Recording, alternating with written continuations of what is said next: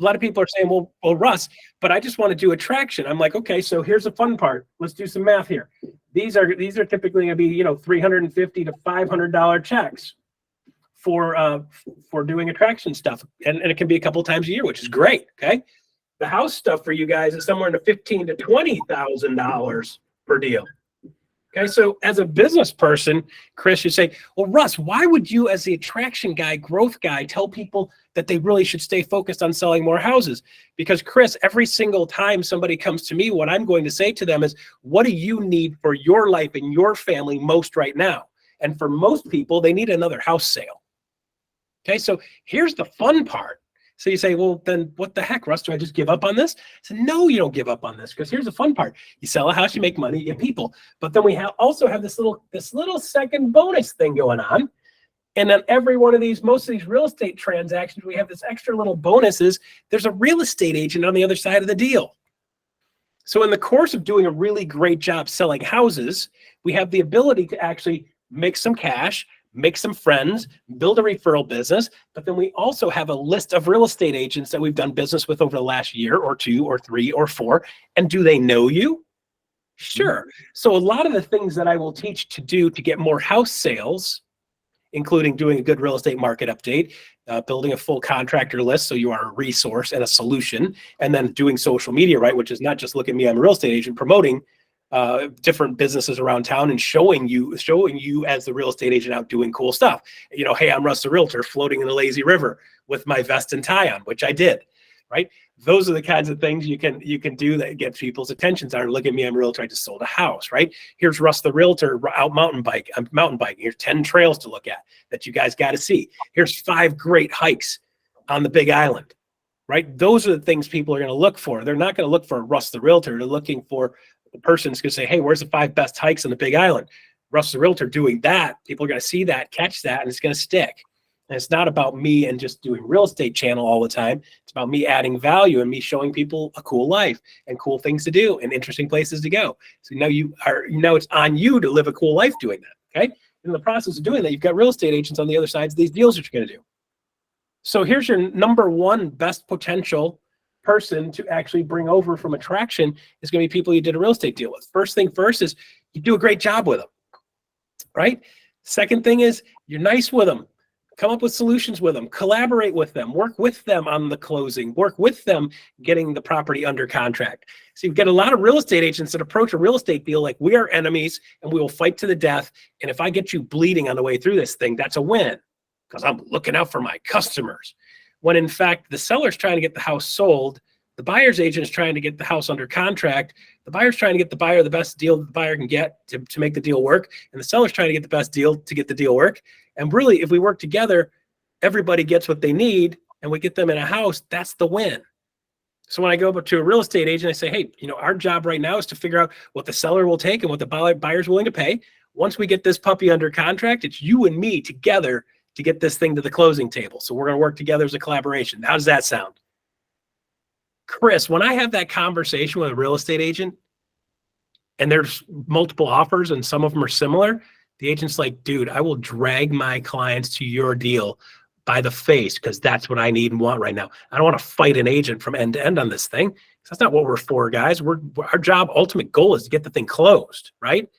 Not donkey kick the crap out of the other person and take advantage of and make everybody feel miserable, right? Get the deal done, get the deal closed, collaborate, okay? When you start doing that more consistently, you've got real estate agents on the other side of this deal that now after the fact, I can reach out to them and they'll probably communicate with me. Say, hey, it was really great doing that deal with you. Why don't we sit down and have coffee sometime? You sit down and have coffee with them. You don't say a word about EXP. Don't even mention it. It'll drive them nuts. They're waiting for it the whole time. Never happens, right?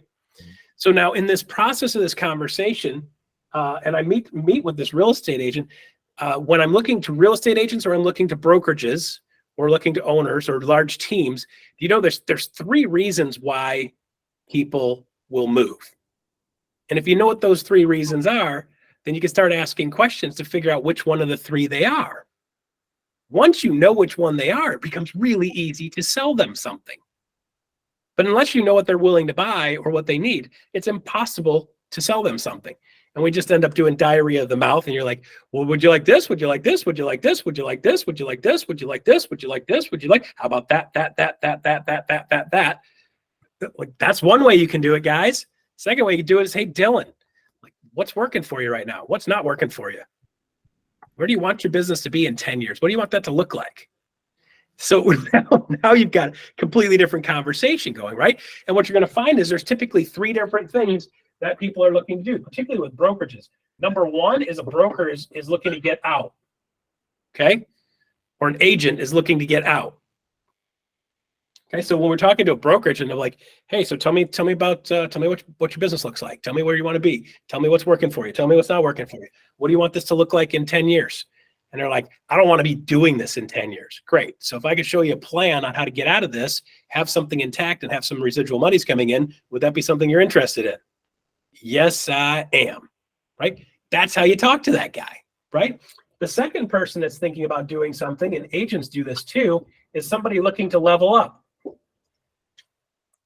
Okay, somebody's looking to level up. So let's talk from an agent standpoint. It's pretty straightforward, right? If you're at 2 or 3 or 4 sales, was that your dream? Is that where you wanted to be? No? Cool. Well, where did you want to be? Well, I wanted to be more like 20. Good. So if I could show you a couple ways to level up, doing things that you're willing to do, would you want to talk about that? Uh-huh. Right? Because like if they knew how to get there, they'd already be there. But obviously, if you're at 2 and you're stuck there, you're going to have to do something different to get something as a different result. Because you always do what you've always done, you'll always get what you've always gotten. So let's change something. Do you think it'd be helpful if I helped show you how to do that, right? That's what Chris does. That's what Dylan's doing with his team, right? He's showing people how to get from point A to point B, okay? And then the third person in brokerages, particularly, this is a big one for brokerages and people that are running big teams, and for some agents, they want to shift what they're doing, okay? So here's what that looks like. Are you enjoying what you're doing now? No. Would you like to do something different? Yes.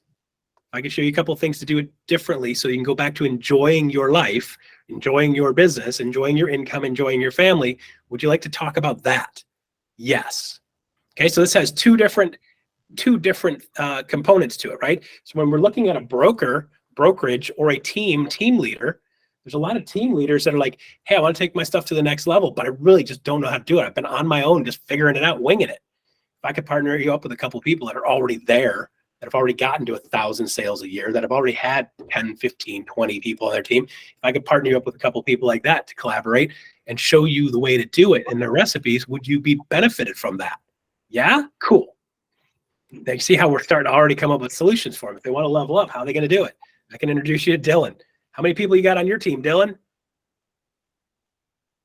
Like 120 now. Yeah, and how many closings did you have with that team? We'll do 600 this year, somewhere in there. Got it. So so you know what the person that's at 100 wants? Do 600. Sure, if they didn't have to work 400 more hours a day, right? So if we can get to 600 and keep your working at 40 hours a week or less, would that be a good plan for you? And they're going to be like, hell yeah, I'd love that. Okay. So here's the fun part.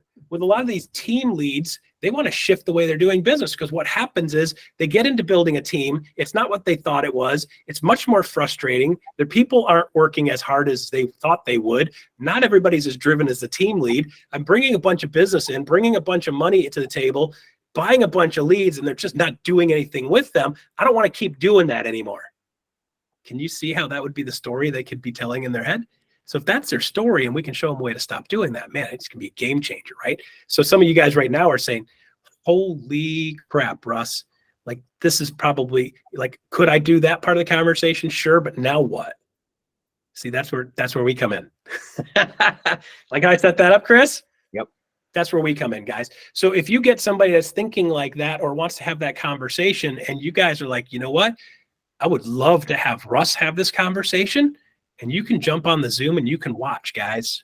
And I'll walk through this recipe to see where they're at now, where they want to be, and how they're going to get there. Okay, so here's the great part for you guys. You're not alone. You don't have to know all this stuff. You just have to know Chris.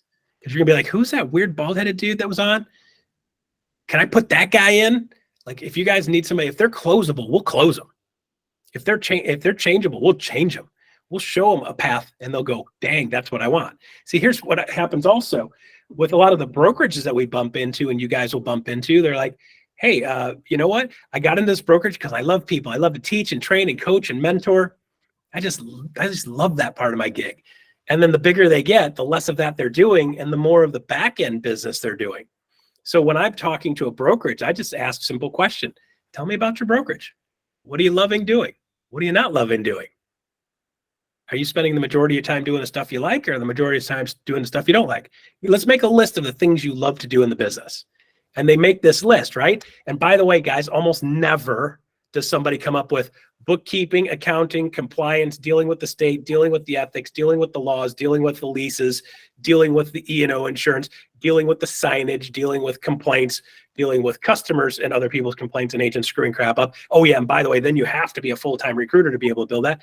Typically, that's not on their list. So I look at them and I'll say, if I could get you back to doing the things that you love, and most of the back end stuff that you don't love is handled for you, would you like to see that? And they almost always go, yes, because they're done. When they're willing to talk, they're usually already fried years ago and they don't have a solution. If they had a solution, they'd already implemented it. Okay, so a lot of times this shift, big teams, they want to shift. Big brokerages, small brokerages, they want to shift. Okay, so if you guys get into a conversation like that and you're like, wow, this is going to go way over my head, guess what? You don't have to worry about that now, guys. Been there, done that. At one point, had 28 offices under me, and my job was to help all of them find a way for them to build a good life and get those offices profitable. For most of these guys, they don't even know what to do differently. They're doing the best they can. Have you ever seen anybody go, like, I'm losing money every month? That's just because I'm half-assing it? No, they're like, I'm doing the best I can, and I'm still not making money. Because a lot of these small offices and these small brokerages, they take getting to the first 20 or 30 agents under them just to get to the point where they break even. So you look at some of these smaller brokerages, they're either functioning as a team or they just don't have anything available for their agents. They got to be bare bones, running a skeleton just to be able to break even. And then that person's still having to sell homes every month on top of having to teach and train and coach and coddle and counsel. Do you see how you can start to exfoliate some of these things with people and start to get behind the feel of something? So the art of sales is amazing and it's interesting. If we can make somebody feel something, we can make them do something. If you can make them feel something, you can get them to do something. So if I can get them to feel, what would it feel like, Jeffrey, if you had more time on your hands, you had more evenings open, you had more weekends available, you had systems in place, you could work 40 hours a week or less and still make over $300,000 a year? What would that feel like to you? And Jeffrey's like, dude, I'm starting to smile already. Heck yeah, right? Okay, I'd be listening. Sometimes people with this shift is real estate agents doing well, guys. But the thing is, they're doing well, but they're also working 70 hours a week. And they also missed the grandkids' birthday party because that one buyer that's been dicking around for 6 years finally decided they had to see something on Saturday, right? And of course, because you're the person you are, and we are the people we are, we do what we got to do. We suck it up, and then you miss a huge portion of your kid's life or your grandkid's life. And at some point, you get to the point where you're like, you know what? I'm making enough money. I'm not doing that anymore. So here's the fun part. Here's a neat curve. Okay, brand new real estate agent starts out, or an agent starts getting into the business. Almost everything they do is about cash, right? How do I make more money? How do I make more money? How do I make more money? How do I make more money? And then here's the crazy part. You get to a point where you hit that number, whatever that is. For a lot of agents, it's 100K a year. For some of you guys are in Hawaii, so it's like 300. Get you 300 a year, get you to broke, right? So once you hit that number where your goal is, then the next thing that happens is everything after that goes back to shifts for time. So once you're making enough money, then the next thing you want is you want your time back. Mm-hmm. So I went from being broke off my butt, sitting in my Infiniti G35 in a parking lot with tears running out of my eyes because I was broke. I wasn't just temporary out of cash. I was temporary out of cash and broke, right? Spiritually, mentally broke, and I didn't know what to do. I was like, I got to figure something out, right? So did whatever it took to get that cash number back up to where it needed to be. And then when I got to the point where I was at 8 and 9 and $1 million in gross commission income coming in with one full-time and one part-time person, now I'm like, I don't want to work 40 hours a week. And I'm like, wait a minute, if I could do that in 40 or less, now can I do that in 20 or less? The only thing I enjoy making more than money, Dylan, is making money without working. Right? So now we get into the time game. So most of the things that we're going to be doing for you guys is, how do I shift my business so I can still make the same amount of money and work way less hours? And that's usually just a matter of implementing systems. Okay, so we can speak to all different types of people if we understand the mindset behind it. Guys, did any of you feel any of that when I was going through that? And you're like, God, that guy sounds like he's talking to me. Mm-hmm. Yeah, there's parts and pieces of that speak to everyone, right? So as we start to learn the verbiage and learn the language of people, learn the language of selling houses, this is no different with a person selling a house. What are they trying to do? They're trying to get out. They're trying to get in. They're trying to level up, or they're trying to shift. Like, I don't want to spend any more money, but this house doesn't work for us because now my husband and my wife are working at home, both at the same time. Like so-and-so said earlier, my husband's in here, he's on a Zoom doing the other thing, and you got two people and the house isn't set up right. It could be a nightmare, right? So it's really hard to have two full-time people working, particularly when you hear, like, look what I do, right? My wife's got to listen to this crap all day. Thankfully, we got it downstairs. I got my little 600 square foot office / space up here. Works out beautifully for us. Previous house we lived in Florida, we sold that house because it was like, it just did not work for me working from home. The house in Michigan is beautiful. The weather sucks. Okay, so we've got to find that feel of where they're at. And if we can get to somebody feeling something, whether it's a listing appointment or working with a buyer, or looking at doing their shift and what are they trying to shift, if you can get to that and then show them how to solve that painlessly or with less pain or with you at their side, you got people willing to make moves. How's that for a story, Chris? I love it. I love it. You know, it's interesting. We got this book of the month, the one that Dylan introduced. It's easier to 10x than it is to 2x, and it literally speaks on it. It really is, because from the forefront, you think that doesn't make sense at all. Yeah. But truly, it's the 80-20 rule, right? Yeah. Typically, people are doing 80% of the work to get 20% results. But if you can flip it and do 20% of the activities to get 80% of results, then you're different. Yeah. But it's about, instead of thinking linear, it's think more exponentially. And thinking outside the box to eliminate a lot of that 80% of the work.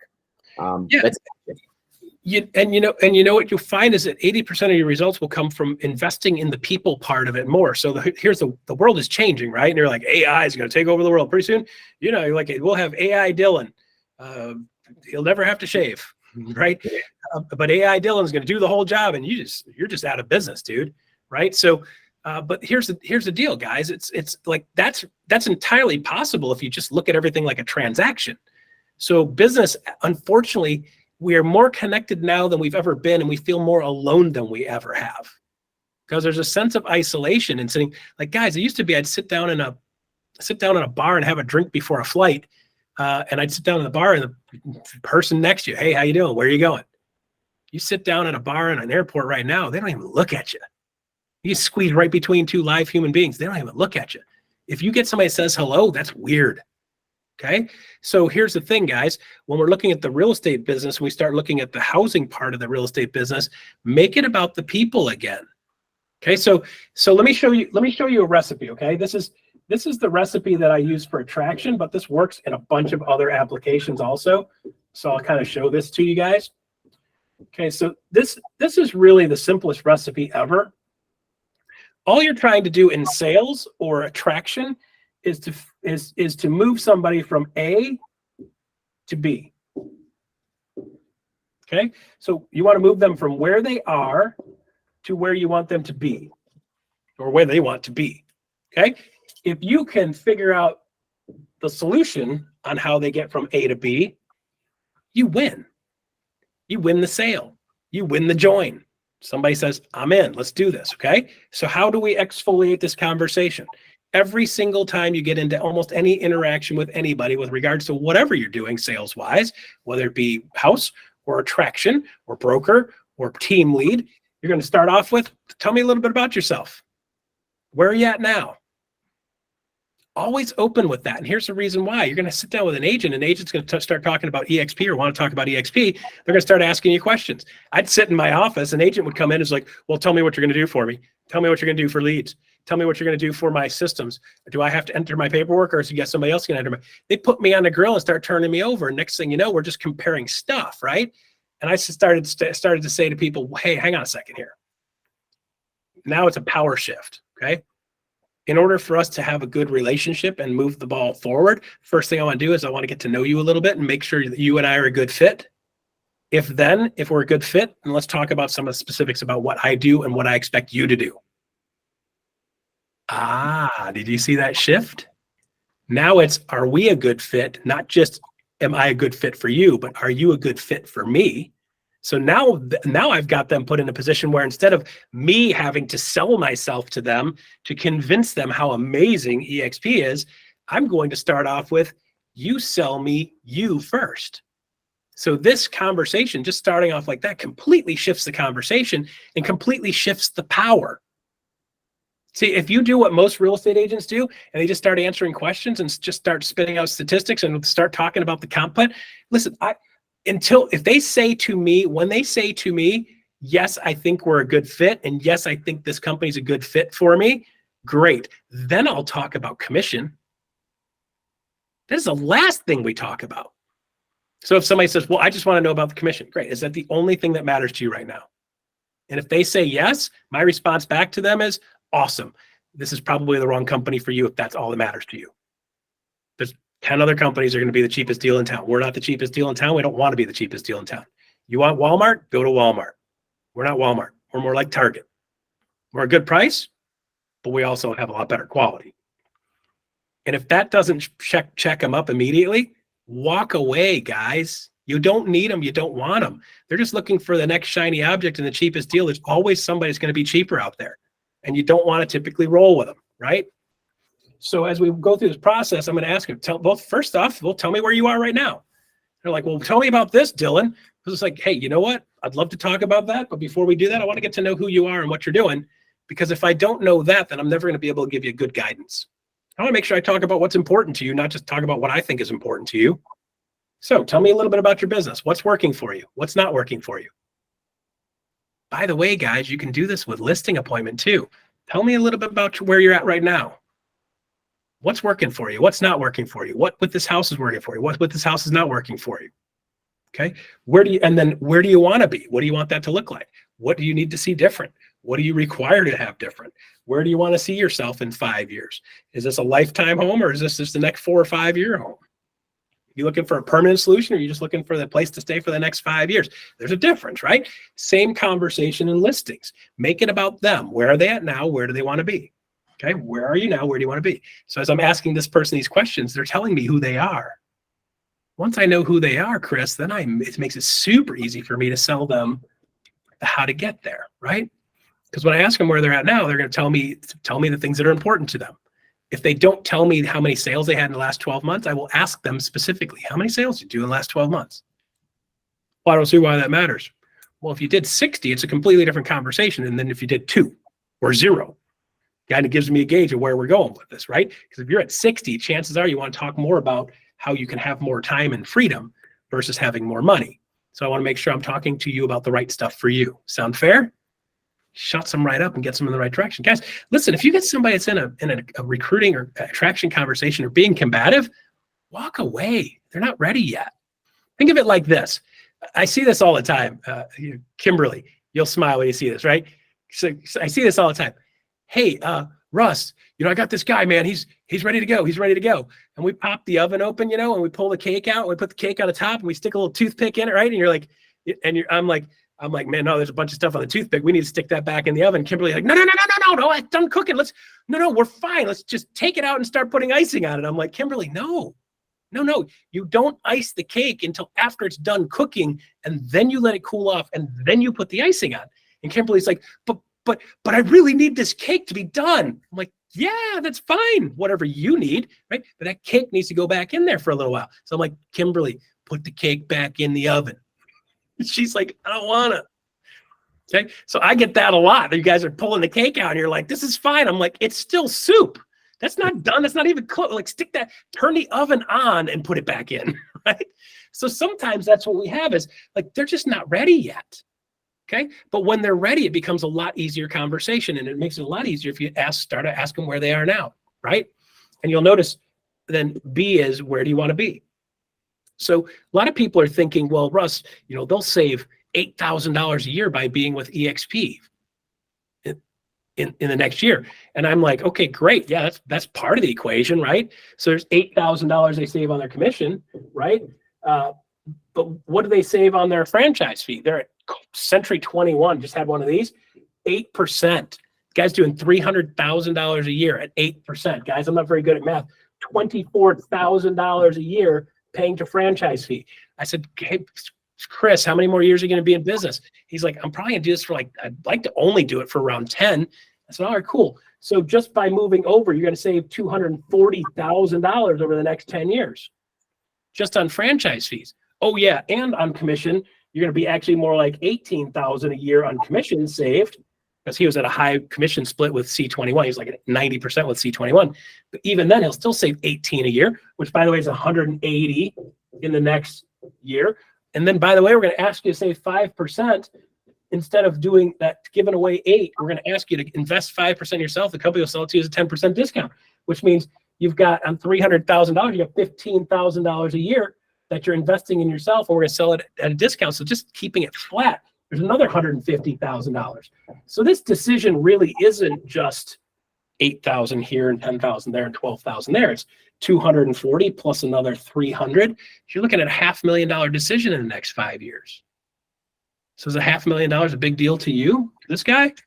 Yeah? Cool. So now does that make it easier to decide? Like, why wouldn't, if that's not it, but guys, keep in mind, it's not always about the money.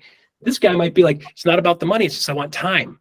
It's okay. Great. If you want time, great. If you make that much more money, could you work a couple less hours and still have net dollars the same at the 10-year mark? You could sell 10 less homes a year and still be ahead. And they're like, wait a minute.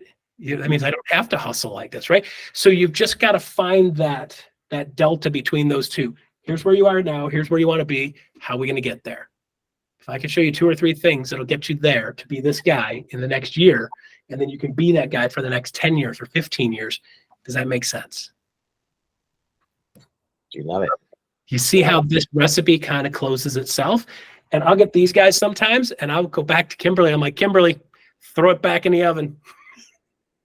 She's like, I don't wanna. Like, throw it back in the oven. Listen, I've seen thousands of these. I've seen more raw cakes than you can possibly imagine in the roles I've had. And the cool part is, if you put it back in the oven and then you add value over time, they're going to come back to you when they're ready. See, it's 9.8 to 10.2 touches per person for the people we hired. Out of the 2,079 in 15 months, it was right around 10 plus or minus touches. So here's the thing, guys. Like, you don't just walk up to Kimberly and you're like, okay, I'm going to do 10 touches all at the same time. You're like, you're not going to do a drum solo on her. Come on. Like, one touch, appropriate. The touch is, here's something for you. So when we shift to get more houses sold to here's something for you, and when I shift in recruiting to here's something for you, agent, now I have the ability to actually build rapport with people because I'm always giving them something. You're like, why would you send this to me, Russ? You're a real estate person too. I was like, I send this to everybody. I send it to everybody. I said, do house sales. I send it to every realtor I know. It's like, you take my stuff and retread it. R&D, rip off and duplicate. Next thing you know, guys, you end up with hundreds of real estate agents that see your stuff, use your stuff, and you've added value to them. Do the work, do the homework, put the effort in. You get more house sales. You get more real estate agents attracted. Oh, I love it. 1 minute. We literally got a minute left, man. Has anybody got any questions for this? I mean, that was a lot to unload, obviously, very in-depth and very robust, but and he's available to you guys. You know, he's got a team of 3, him, Amy Weaver, and Sean Murphy, the 3 of them together. It's like 3 musketeers. And anything you have to combat with, whether it's a large brokerage, a huge team, these are great questions, and they will break it down for you. So don't feel like you need to know stuff you don't. So yeah, anybody got any questions? Like, we literally got a minute left. So you want to unmute your mic, go ahead and ask Russ a question.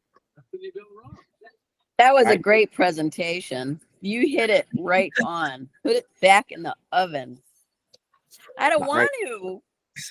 Sometimes you got to put it back in the oven. You do. Yeah, nobody likes a watery cake. Nobody does. Listen, if it's closable, we'll close it. And there's times I pull people aside. I'm like, hey, you need to just don't chill that like this, and we don't want to ever be desperate. right? We want to be cool, calm, and confident, and that's when people come to us. Like, think of it like this, guys. Building your real estate business, building your sphere, and building your attraction is like holding water in your hand, right? You guys cup it, right? The harder you squeeze, the faster it squirts out through the holes, right? So just cup it in your hand. Be gentle. Take your time. Just let it relax. You'll be better off. It's way more fun that way. That's different. Like that's definitely a Shaolin like monk thing right there, buddy. The whole water in the hand. I love it. Water in the hand. One hand. All right, awesome. Well, I appreciate it. Again, we're at top of the hour, everybody. I want to honor everybody's time. Russ, I appreciate your time. I know you got a lot going on handling the corporate side with EXP and doing all these calls for all these people that have brokerages. But yeah, definitely, guys, if you want to find Russ, you can see him at EXP Cons. You can see him at Shareholders, at Builds, or go to Workplace. And how many of you guys are at EXP Con? Yeah. How many of you guys are going? Good. Make sure you find me. Find me, say hi, give me a hug. Yep. And yeah. And he's there. And he will help. He's the guy that you message him on Workplace, he responds every time. So he's not a guy who will ghost you. So if you got a question or issue or anything that you like one right, just hit him up. I'm ghosting everybody next week. I'm actually flying to Nice, France on Monday, so I will be out of pocket. So if you're like, why isn't Russ responding? If you look at the top of my chat, it'll say out of office. Yeah. I'm doing full unplug, guys. Like, I'm going to be untouchable. The only thing that's going to be touching me is a baguette or a croissant. That's it. All right. Appropriate or inappropriate. Well deserved. You put a lot of work, time, energy, effort for all of us, so you definitely deserve it with your family. Enjoy that time. And everybody have an amazing week. Look forward to seeing you guys. Love and appreciate everybody on here. See you guys on Thursday. For those who want to do the EXP Explained every Thursday, 8, 11, and 2. Otherwise, go crush it, man, and go meet some houses, sell some houses, and meet some realtors. Thanks, Russ. Appreciate it. Thanks, Chris. Thanks for the invite. Thanks, Russ. Thanks, Chris.